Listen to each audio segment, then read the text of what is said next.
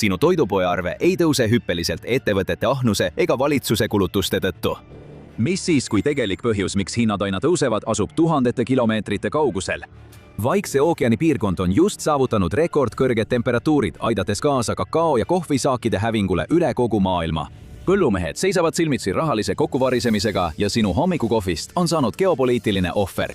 Varjatud maks, mida sa maksad, ei lähe valitsusele. Selle neelab endasse Vaikne ookean.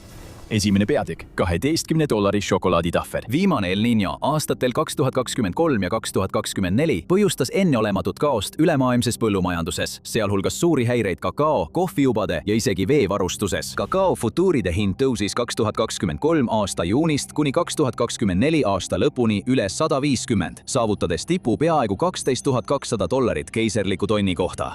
See on võrreldav sellega, kui hõbeda hind tõuseks ühe aastaga 5 korda. Seda El Niñot peeti tugevaks. See oli üks peamisi põhjuseid, miks 2024 aastast sai kõige kuumem aasta ajaloos.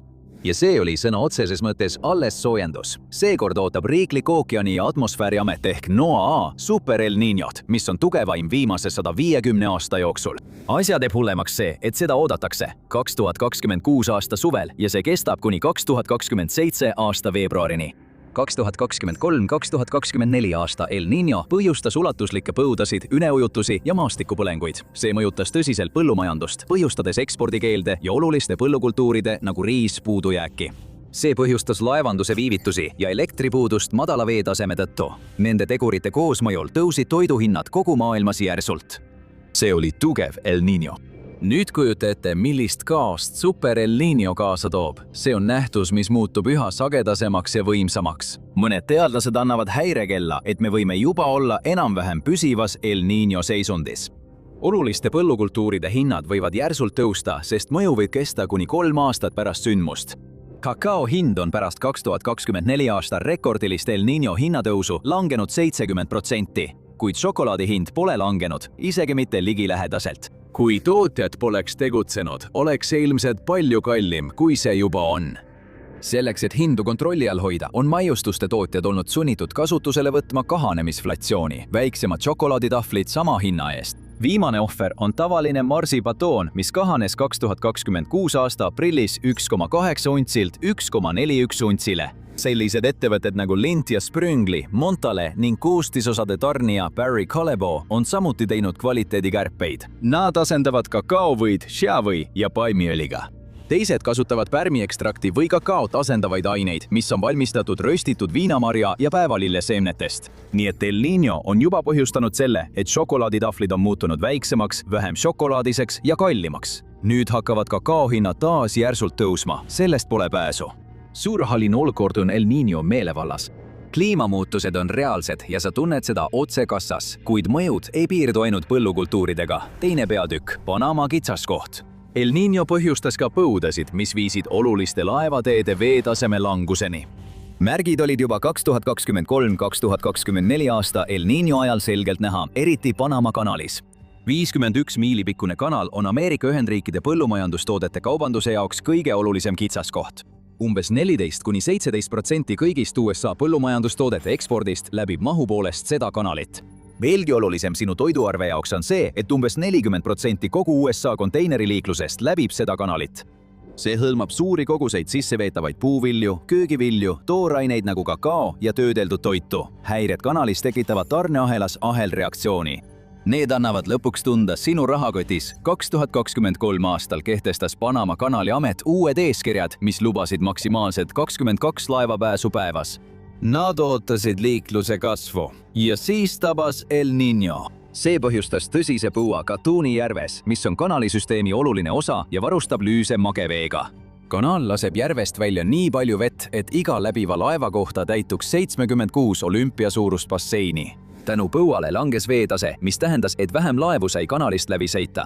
2024 aasta veebruariks suutis amet tänu ootamatule vihmasajule seda arvu korrigeerida ja tõsta 24-ni, kuid see oli siiski vähem kui tavapärased 36–38 laeva, mis iga päev kanalit läbivad. Mõju oli tohutu. See tekitas laevade järjekorra, mis kasvas pidevalt. Ühel hetkel augustis oli järjekorras üle 160 laeva.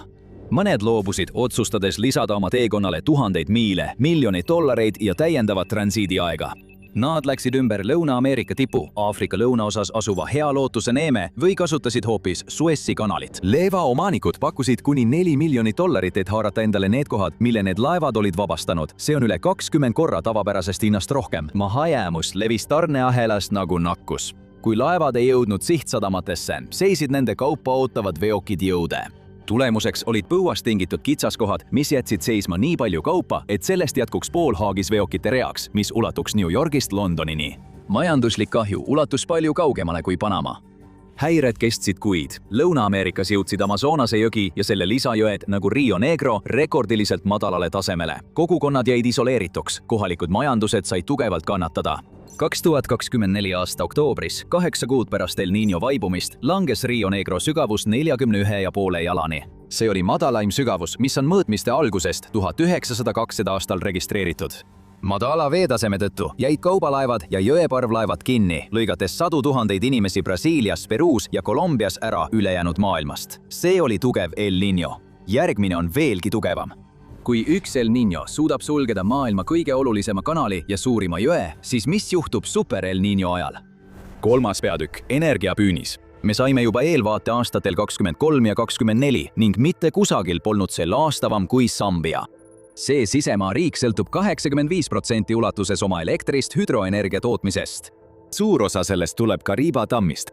Kariba Northi rajatis on Sambia hüdroelektrivõrgu keskpunkt, mis toodab umbes 1/3 kogu elektrienergiast.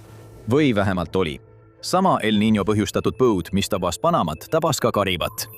2024 aasta septembriks oli Kariba Northi toodang langenud 90% võrra.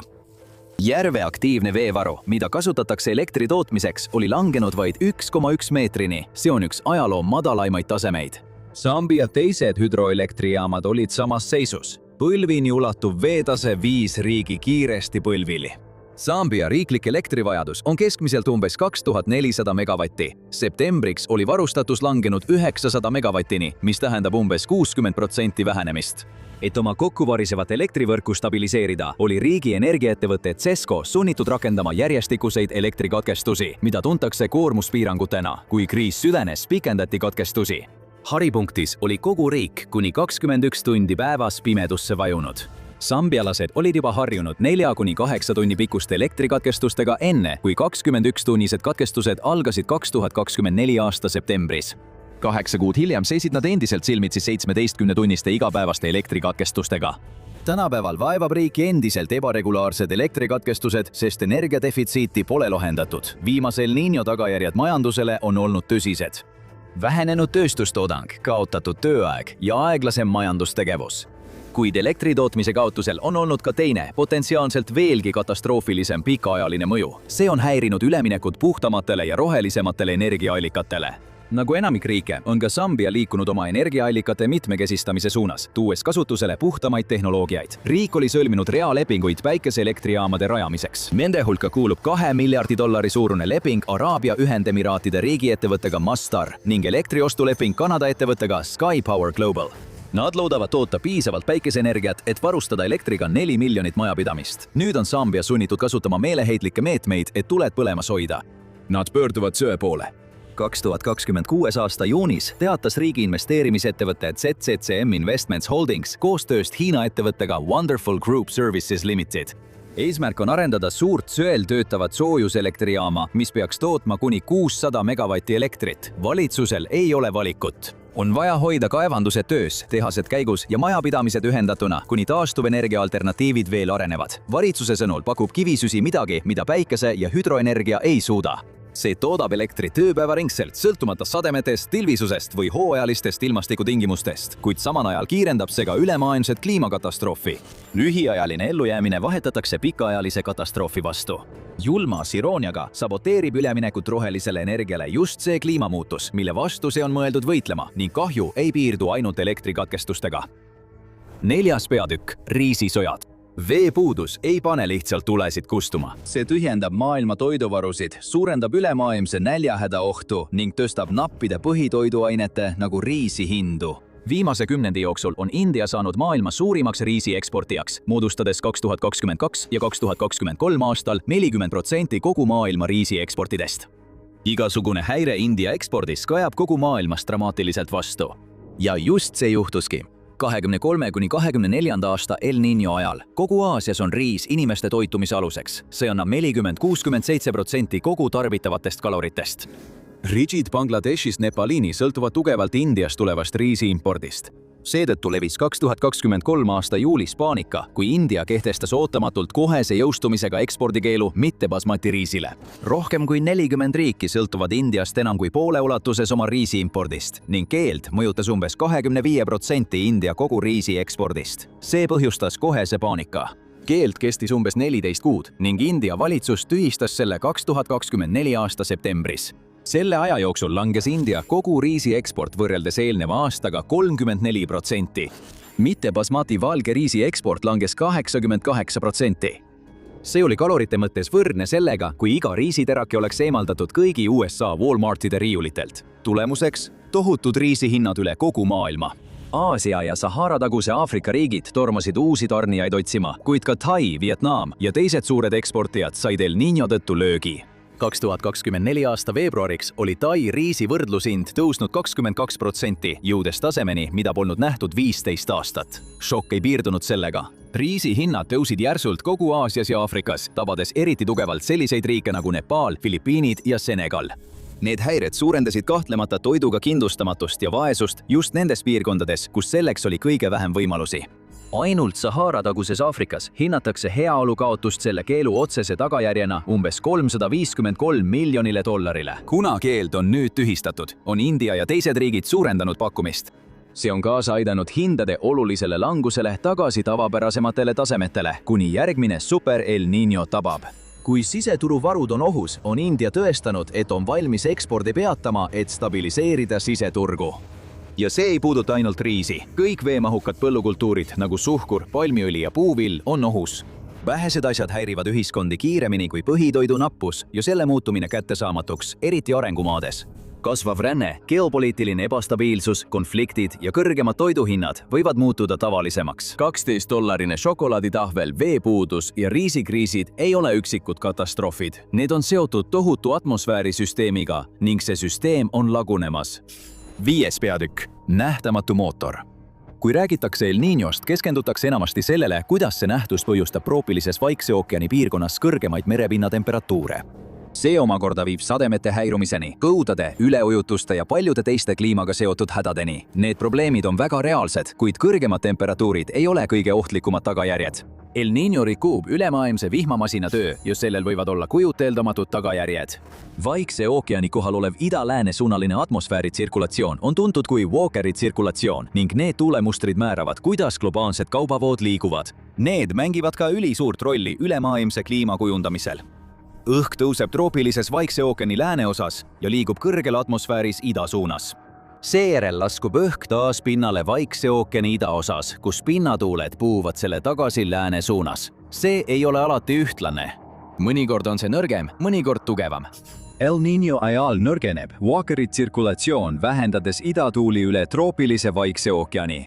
See muutus häirib ülemaailmseid ilmamustreid. Lääne-Vaikse ookeani piirkonnas, sealhulgas Indoneesias ja Austraalias, muutub ilm kuumemaks ja kuivemaks, mis viib sageli põuani. Samal ajal kogeb idaosa Vaikse ookeani vastupidist olukorda, tugevamat sademete hulka ja üleujutusi sellistes kohtades nagu Peruu ja Ecuador. Tulemuseks on äärmuslik tasakaalutus. Mõnes piirkonnas sajab liiga palju vihma, teistes jälle liiga vähe ning sellel on tagajärjed kogu maailmas. See mõjutab põllumajandustoodangut, katastroofiohtu ja majanduslikku stabiilsust. Ja ka sinu toidupoe arved. 2023-2024 El Niño ajal ulatus merepinna temperatuur tipptasemel umbes 29–30 kraadini Celsiuse järgi, mis on 5. kõrgeim tulemus seni. Aga seekord Walkeri tsirkulatsioon ei nõrgenenud nii palju kui oodati. Soojemate Vaikse ookeani vete mõju tasakaalustas osaliselt enneolematu kuumus troopilises India ja Atlandi ookeanis.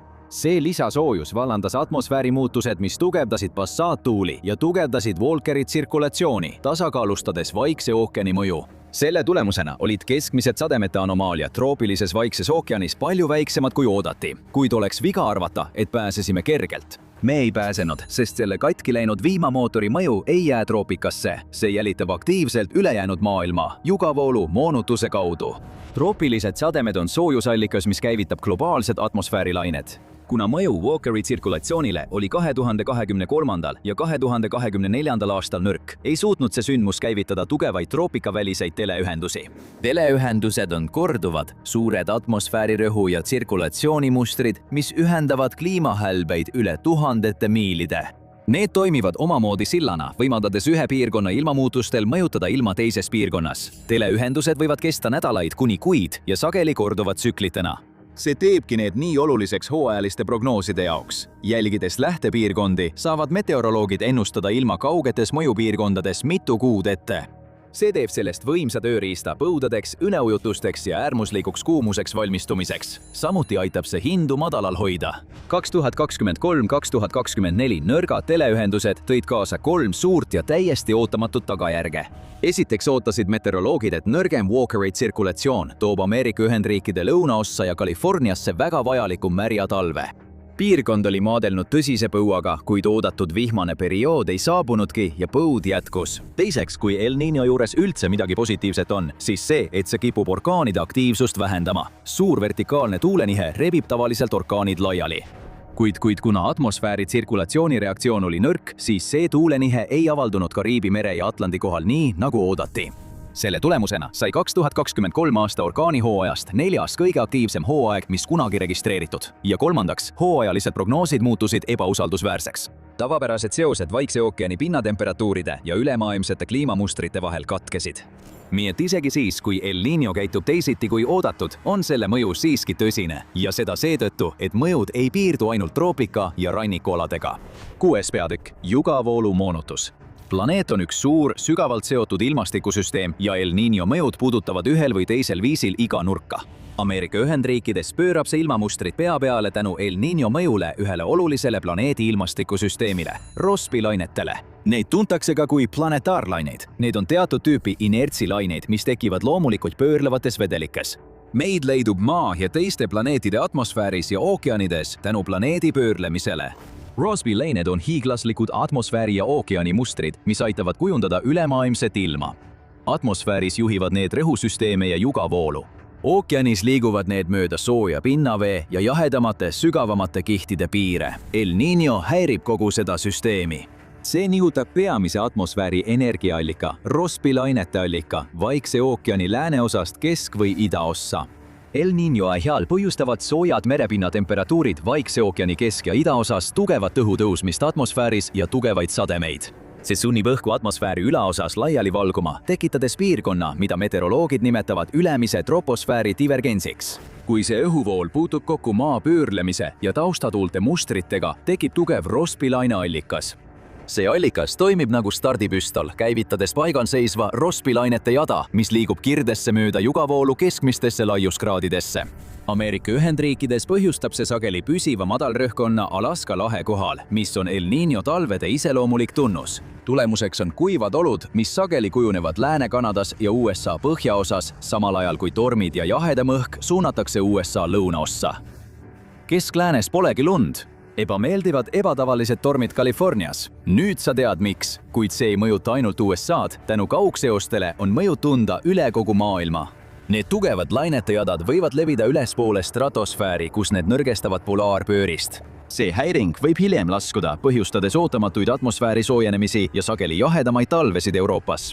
Samal ajal võib seesama süsteem põhjustada äärmuslikku kuumust sellistes piirkondades nagu Saheli piirkond Aafrikas. Teisisõnu, mitte kusagil ei pääse sellest. Ja kuna Rossby-lained võivad muutuda statsionaarseks, võivad need lukustada ilmastikusüsteemid paigale.